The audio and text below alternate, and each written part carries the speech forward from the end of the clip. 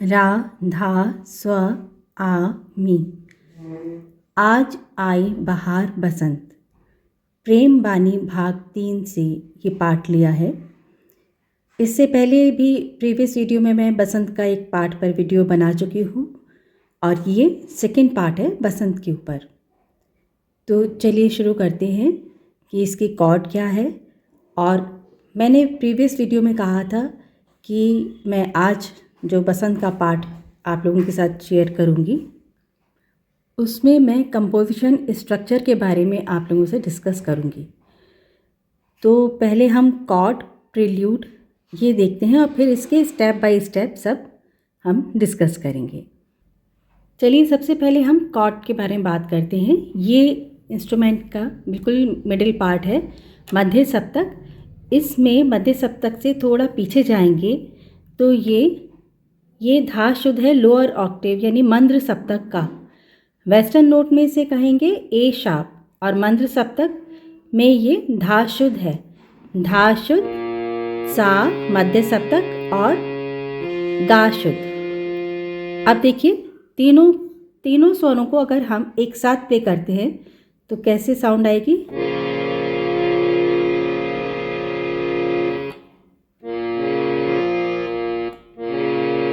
अब ये तीनों एक साथ ये इस तरह से, ये इसकी कॉर्ड है। और अब मैं इस पार्ट का प्रील्यूड प्ले कर रही हूँ। तो प्रील्यूड कैसे प्ले करेंगे, मैं पहले पूरा एक साथ प्ले करती हूँ, फिर एक एक स्टेप उसका डिस्कस करेंगे। पहले मैंने कॉर्ड लगाई और अब देखिए मध्य सप्तक के गा शुद्ध से ही मैं स्टार्ट कर रही हूँ। ये देखिए मैंने पहले कॉर्ड लगाई और अब गा शुद्ध से ही स्टार्ट कर रही हूँ।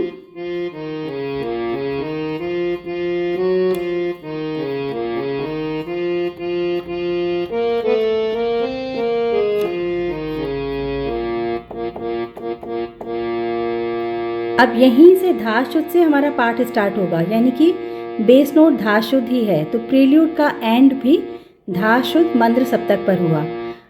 ये था प्रील्यूड। अब इसके स्वर जो हैं, एक एक स्वर को हम डिस्कस कर लेते हैं। मैंने कॉर्ड लगाई थी धा शुद्ध लोअर ऑक्टेव यानी मंद्र सप्तक मध्य सप्तक का सा, और गा शुद्ध मध्य सप्तक। अब गा शुद्ध से ही मैंने प्रील्यूड स्टार्ट किया।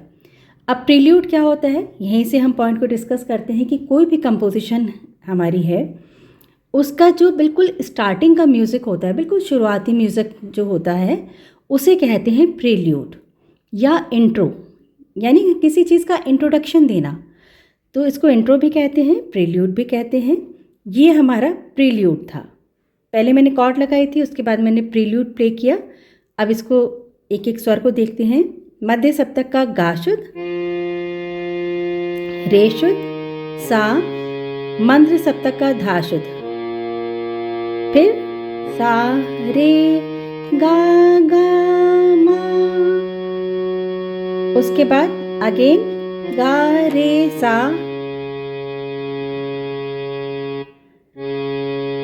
धा, सा रे गा गा गा 3 टाइम्स। उसके बाद धा शुद्ध, धा कोमल, अगेन धा शुद्ध, नी शुद्ध, धा शुद्ध, पा, गा रे सा, धा पर ख़त्म करने के बाद यहाँ पर अब देखिएगा मैं 6 टाइम्स यानी 6 बार धा शुद्ध लोअर का यानी मंद्र सप्तक का प्ले करूँगी। कैसे, ये ध्यान दीजिएगा।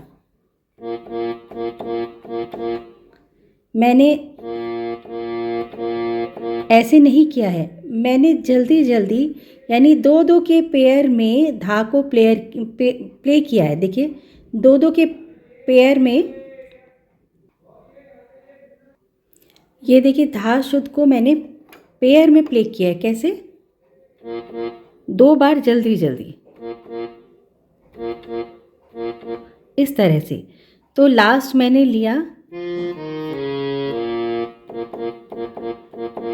इस तरह से। और जब हम इसकी नोटेशन देखेंगे तो अगर किन्हीं स्वर को, 2 स्वरों को या 3 स्वरों को हम जल्दी जल्दी प्ले करते हैं, तो उसको हम सरगम में लिखेंगे कैसे, मैं अपने प्रीवियस वीडियोस में बता चुकी हूँ, पर इसके नोटेशंस में मैं फिर से रिपीट करूँगी। उसमें हम जिन स्वरों को हमें जल्दी प्ले करना है, जैसे धा शुद्ध को हमें जल्दी प्ले करना है, धा शुद्ध ट्वाइस है और जल्दी जल्दी प्ले करना है ऐसे करके, तो 2 धा शुद्ध के नीचे सेमी सर्कल का साइन आता है। ये हम आगे डिस्कस करेंगे। तो ये हमारा प्रील्यूड था। मैं इसको फिर से जो है कि एक बार में प्ले करके आप लोगों को बता रही हूँ। ये मैंने कॉर्ड लगाई, धा सा गा शुद्ध, 2 से फिंगर हटा ली, गा शुद्ध पर मेरी फिंगर है,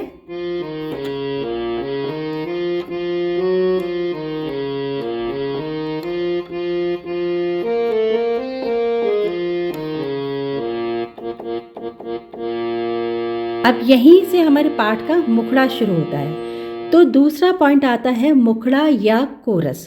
पहला पॉइंट था प्रील्यूड या इंट्रो, और सेकंड पॉइंट आता है, मैं देखिए बीच बीच में कंपोजिशन स्ट्रक्चर की बात भी करते जा रही हूँ, ये ध्यान रखिएगा। सेकंड पॉइंट हमारा आता है मुखड़ा या जिसे कोरस भी कहते हैं। मुखड़ा होता है किसी भी कंपोजिशन की स्टार्टिंग की पहली या 2 लाइन, मुखड़ा हमेशा छोटा होता है, ये ध्यान रखिएगा। मैंने प्रीवियस वीडियो में कहा था कि मैं कंपैरिजन भी आप लोगों को या डिफरेंसेस भी बताती जाऊंगी कि मुखड़े अंतरे में क्या डिफरेंस होता है, प्रील्यूड या इंटरल्यूड जो 2 तरह के म्यूज़िक होते हैं उसमें क्या डिफरेंस होता है। तो यहाँ पर मैं मुखड़े की बात कर रही हूँ। मुखड़ा या कोरस हमेशा छोटा होता है, 1 लाइन का मिलेगा या 2 लाइन का मिलेगा। दूसरी बात जो इम्पॉर्टेंट बात है कि मुखड़े की धुन हमेशा एक सी रहती है, वो बार बार चेंज नहीं होगी। आप पूरे पाठ में मुखड़े को 3 बार 4 बार या जितनी बार भी दोहराते हैं, हमेशा मुखड़े की धुन सेम रहती है। आप किसी भी पाठ में आप ये देख सकते हैं, चेक कर सकते हैं। जैसे इस पाठ में भी अगर आप बार बार मुखड़े को, एक अंतरा ख़त्म हुआ फिर आप मुखड़ा लेते हैं, फिर अंतरा ख़त्म हुआ फिर मुखड़ा लेते हैं, तो हमेशा आज आई बहार बसंत जो है, आज आई बहार बसंत साक्षी रे, आज आई बहार बसंत, ये धुन हमेशा सेम रहेगी। तो ये डिफरेंस समझना ज़रूरी है कि मुखड़े में धुन चेंज नहीं होती, और दूसरी बात मुखड़ा हमेशा लेंथ में छोटा होता है। तो अब हम मुखड़े को प्ले कर रहे हैं। मैंने कहा था कि मैंने प्रील्यूड यानी इंट्रो अपना म्यूज़िक धा शुद्ध मंद्र सप्तक पे ख़त्म किया, लोअर ऑक्टेव पे। अब यहीं से मैं अपना मुखड़ा शुरू कर रही हूँ। ये ध्यान रखिएगा, ये ट्यूटोरियल वीडियो है और इसमें मैं इस बार पाठ के नोटेशन के साथ साथ सॉन्ग स्ट्रक्चर यानी कंपोजिशन स्ट्रक्चर की भी बात कर रही हूँ। तो ये वीडियो थोड़ा सा बड़ा होगा, लंबा हो जाएगा, पर इसको स्किप मत करिएगा, इसको आप पूरा वीडियो देखिए, क्योंकि बहुत सी इंपॉर्टेंट इसमें पॉइंट्स होंगे, टिप्स होंगे जो आपसे मिस हो सकते हैं। अब मैं पहले मुखड़ा प्ले कर रही हूँ।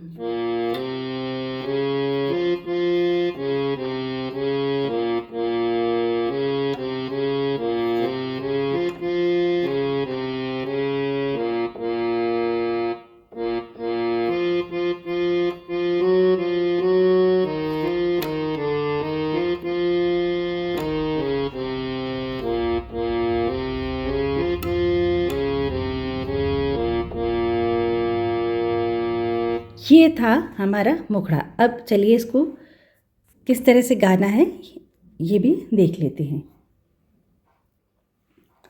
अब मैं थोड़ा सा स्लो प्ले करती जाऊंगी। आज आई बहार बसंत साक्षी रे, आज आई बहार बसंत, उमंग मन गुरु चरणन लिपटाए, उमंग मन गुरु चरणन लिपटाए, साक्षी रे आज आई बहार बसंत, साक्षी रे आज आई बहार बसंत। अब देखिए यहाँ पर यहाँ पर हमारा मुखड़ा कंप्लीट होता है। अब मुखड़ा कंप्लीट हो गया, इससे पहले प्रील्यूड आ गया। अब देखिए इसका मैं इंटरल्यूड प्ले करूँगी या ब्रिज, मैंने बताया था इंटरल्यूड या ब्रिज। पहले इसको प्ले कर लेते हैं, फिर इसके बारे में हम डिस्कस करेंगे। ये मध्य सप्तक मिडिल ऑक्टेव के धा शुद्ध या ए शार्प से स्टार्ट हो रहा है।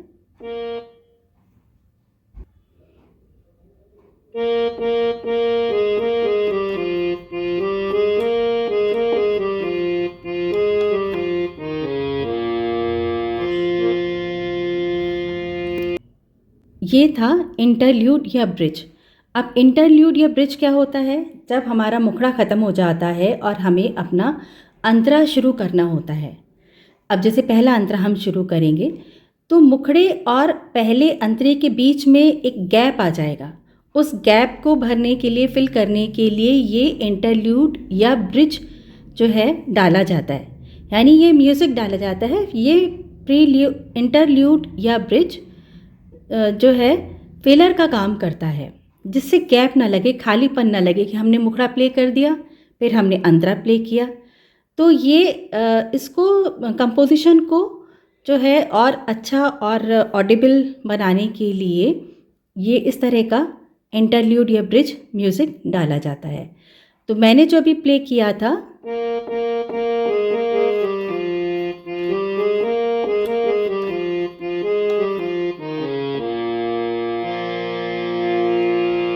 ये था आपका ब्रिज या इंटरल्यूड। अब यहाँ से हमारा यानी कि रे शुद्ध से हमारा अंतरा शुरू होगा। अब हम अपना अंतरा शुरू करते हैं। अंतरा यानी कि थर्ड पॉइंट, अंतरे को हम वर्स भी कहते हैं। अब मुखड़े और अंतरे का डिफरेंस जो था मैंने अभी जस्ट डिस्कस किया था कि मुखड़ा छोटा होता है लेंथ में, अंतरा जो होता है लेंथ में थोड़ा सा बड़ा होता है। मुखड़े की धुन बार बार जो है रिपीट होगी, एक ही जैसी रहेगी, और अंतरे की धुन जो है अलग अलग हो सकती हैं। कई बार क्या होता है कि किसी कंपोजिशन में अगर 3 अंतरे हैं, 4 अंतरे हैं या 2 हैं, जितने भी अंतरे हैं, सबकी धुन आपको सुनने में एक सी मिलेगी। पर कभी कभी ऐसी कंपोजिशंस या ऐसे पार्ट भी आपने सुने होंगे कि जिसमें जो अंतरे हैं 2 या 3 जितने भी हैं, उनमें अलग अलग धुनें आपको सुनने को मिलेंगी।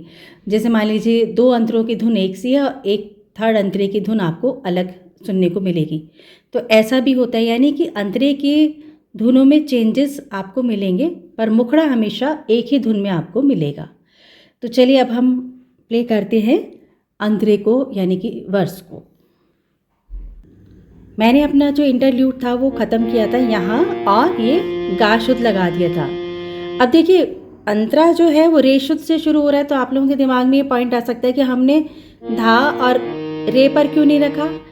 क्या होता है कि कंपोजिशन की धुन के हिसाब से जो स्वर मैच कर रहे होते हैं, जो आवाज़ें मैच कर रही होती हैं, हम उसको लगा देते हैं। गलत ये भी नहीं है। देखिए दया, मेरा अंतरा यहाँ से शुरू हो रहा है, मैं इसको भी लगा सकती हूँ, पर मुझे सुनने में ये ज़्यादा सही लगा, ये ज़्यादा ऑडिबल लगा। तो ये हमारे खुद पर डिपेंड करता है कि हम क्या ज़्यादा सही चीज़ को सुनकर उसको सेट करते हैं अपनी कंपोजिशन में। मुझे जैसे धाशुद्ध के साथ गा का जो कॉम्बिनेशन है वो ज़्यादा सही लगा। अब मैं रे शुद्ध से भी अंतरा शुरू कर रही हूँ, तो भी मुझे ये नहीं लग रहा कि ये कुछ अलग सा स्वर मैंने उठा लिया अंतरे के लिए, या गा शुद्ध मैंने गलत लगा दिया है। आप भी खुद सुन के इसको चेक करें। ये देखिए मैंने लास्ट में अपना इंटरल्यूड यहाँ ख़त्म किया था मंद्र सप्तक धा शुद्ध पर। इसके कॉम्बिनेशन में मैंने गा शुद्ध लगाया। अब यहाँ से देखिएगा, दया धार गुरु जग में आए, मैच कर रहा है, ये देखिए। तो इस तरह से ये आप खुद सुन के डिसाइड कर सकते हैं कि क्या कौन सा स्वर जो है वो ज़्यादा हमें सही लग रहा है सुनने में, हमारी कंपोजिशन या धुन में फिट बैठ रहा है। भक्ति की फूलवार खिलाए,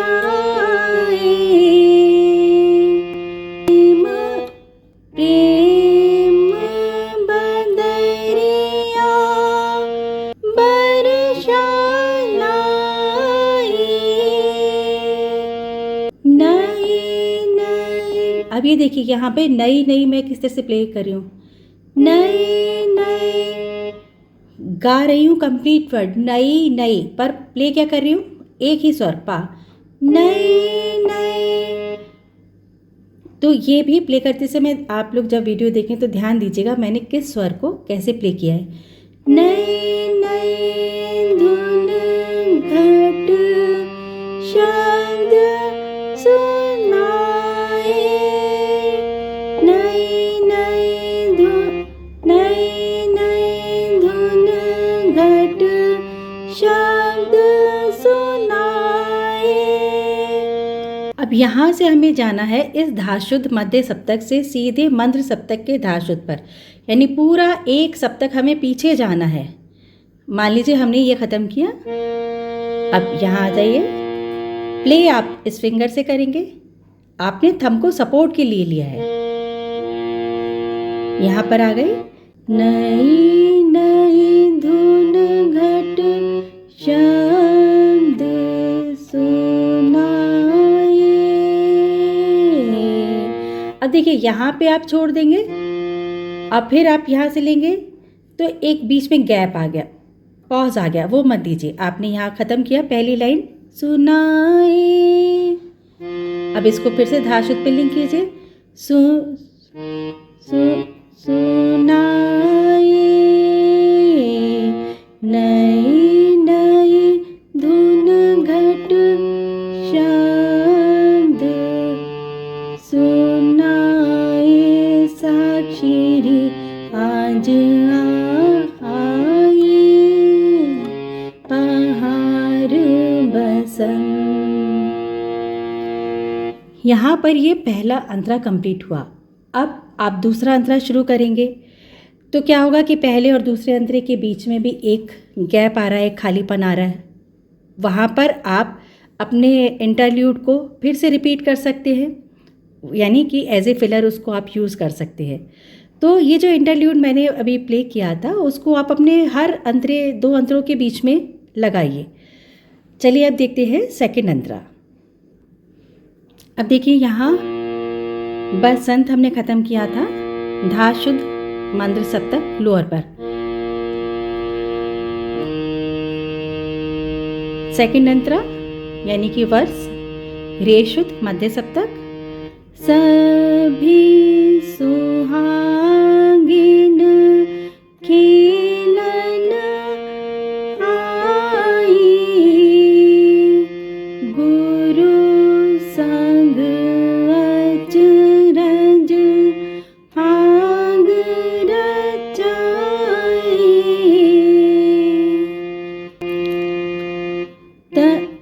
तन मन धुन की धूल उड़ावत, प्रेम प्रीति का रंग घुलाए, प्रेम प्रीति का रंग घुलाए। अब देखिए यहाँ फिर धाशुद्ध पर आ गए, मंत्र सप्तक पर, प्रेम प्रीति का रंग घुलाए, लिंक करिए, प्रेम प्रीति का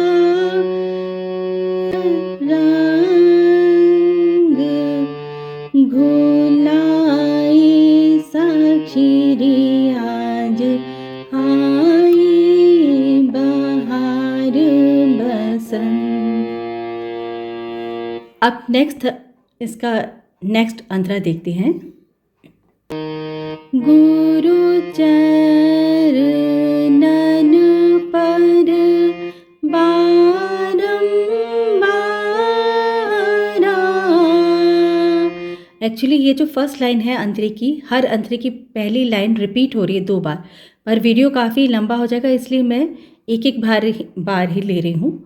नोटेशन में लिखते समय मैं उसके आगे रिपीट या 2 लिख दूँगी, जिससे आप लोग भी प्ले करते समय इसको ध्यान रखिएगा। डार डार रंग ही हर खाए, भक्ति दान अगुआलिया गुरु से।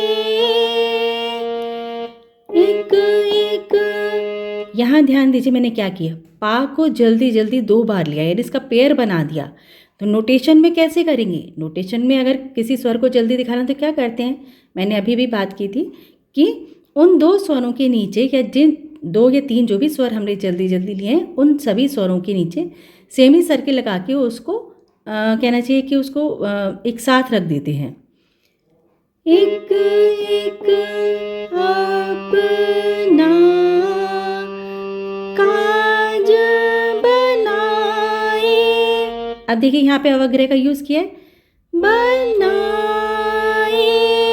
नी शुद्ध, धा कोमल, धा कोमल को मैंने थोड़ा स्ट्रेच किया है, देर तक लिया है, तो धा कोमल के बाद हम अवग्रह यानी डैश लाइन लगाएंगे और धा शुद्ध।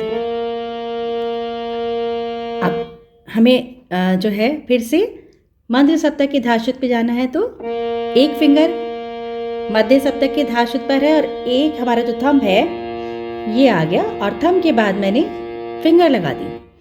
एक एक अपना काज बनाए,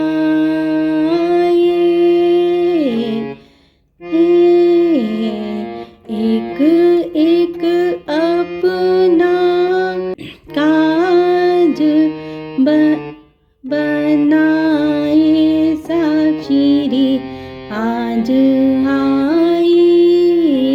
अब देखिए आई, इसको भी आप लिंक करिए, क्योंकि अगर बिना इसके आप करते हैं तो सही है, गलत नहीं है, पर मुझे पर्सनली मुझे जो है वो थोड़ा सा ऐसा लगा जैसे ब्रेक्स आ जाता है, गैप आ जाता है, उस गैप को हम अपनी तरफ से फिल कर सकते हैं।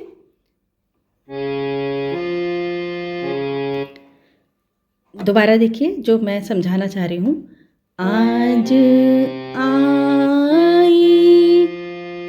बाहर, एक तो ये था, मैंने क्या किया, आई और बाहर, बाहर, और एक मैंने अभी जो किया था आई, क्योंकि गाते समय भी वो लिंक होना चाहिए और उसको प्ले करते समय भी लिंक करना चाहिए।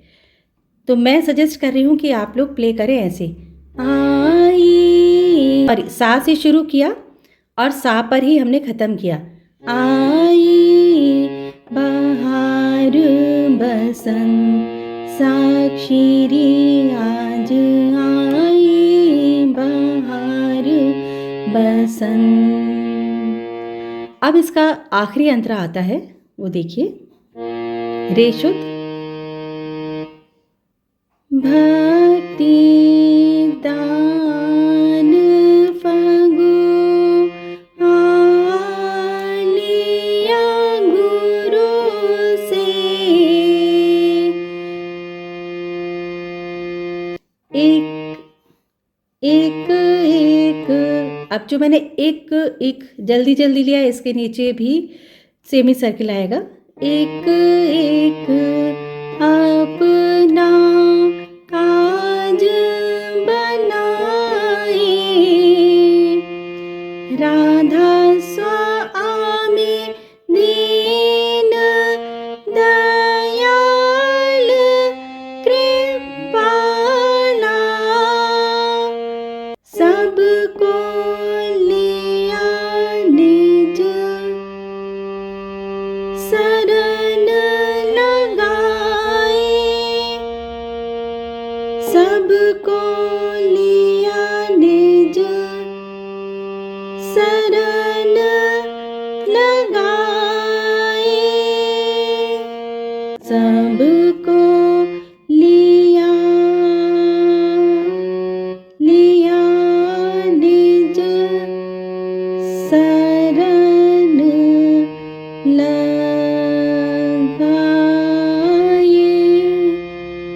सबको लिया निज शरण लगाए, साक्षी रे आज आई, बहार बसंत साक्षी रे आज आई, बहार बसंत उमंग मन गुरु चरणन लिपटाए, साक्षी रे आज आई, बहार बसंत।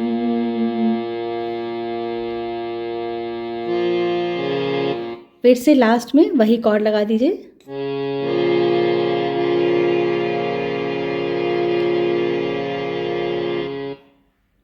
तो यहाँ पर हमारा ये पाठ कंप्लीट होता है।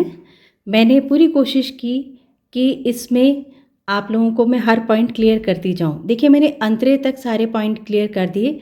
लास्ट हमारा जो रह गया था वो पॉइंट था आउट्रो, यानी कि जब हम किसी कंपोजिशन को या पार्ट को ख़त्म करते हैं, पूरा कर लेते हैं, तो उसके बाद में भी हम थोड़ा सा म्यूज़िक डाल के उसका एंड कर सकते हैं। नहीं तो क्या होता है कि मुखड़े के बाद ऐसा लगता है कि कुछ होना चाहिए, कुछ आना चाहिए। तो यहाँ पर आप थोड़ा सा आउट्रो डाल सकते हैं। आउट्रो के लिए आप क्या करेंगे, आपका जो प्रील्यूड था आप उसी को ही प्ले कीजिए, तो वो आपका क्या होगा कि आउट्रो कहलाता है। तो किसी कंपोजिशन के स्टार्टिंग में जो म्यूज़िक आता है वो प्रील्यूड या इंट्रो, और जो एंड में हम म्यूज़िक डालते हैं, म्यूज़िक डिफरेंट भी हो सकता है और सेम भी हो सकता है। प्रील्यूड और आउट्रो सेम हो सकते हैं, मैं ये पॉइंट क्लियर कर रही हूँ, और प्रील्यूड या आउट्रो अलग अलग भी हो सकते हैं। तो इसमें हम प्रील्यूड को दोबारा से एज ए आउट्रो हम ले सकते हैं। अब इसके बाद हम नोटेशन को डिस्कस करेंगे। वैसे मैंने सारे पॉइंट जो है अभी पार्ट को प्ले करते समय क्लियर कर दिए हैं, फिर भी इसके नोटेशंस को हम एक बार देखेंगे और उस पर कोई डाउट है तो उसको भी क्लियर कर लेंगे। रा धा स्व आ मी। चलिए अब नोटेशंस को डिस्कस कर लेते हैं। इसमें यहाँ पर अभी वो सभी पॉइंट्स हैं जो हम प्रीवियस वीडियोस में डिस्कस कर चुके हैं। देखिए यहाँ पर ये मैंने ए माइनस लिखा है और उसके साथ ही शार्प का निशान।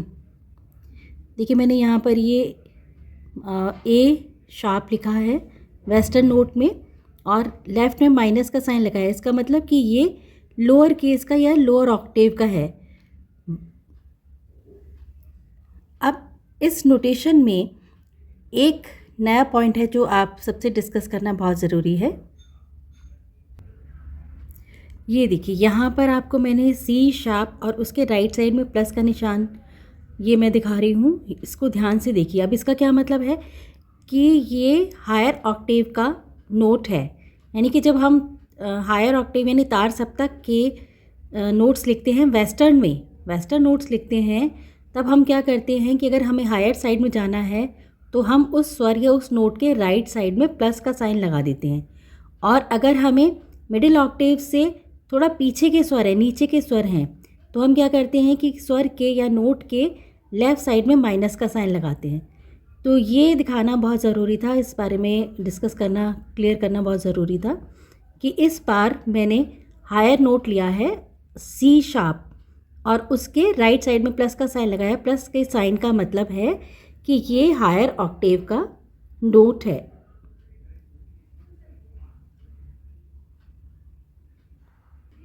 एक पॉइंट और क्लियर करना था जो मैंने वीडियो में प्ले करते समय आप लोगों से कहा था कि देखिए जैसे मैंने एक इसके नीचे सेमी सर्किल लगाया है, तो इसका मतलब है कि जो इनके स्वर लिए गए हैं इनको थोड़ा सा जल्दी प्ले करना है, और उन स्वरों के नीचे भी मैंने सेमी सर्किल लगाया है।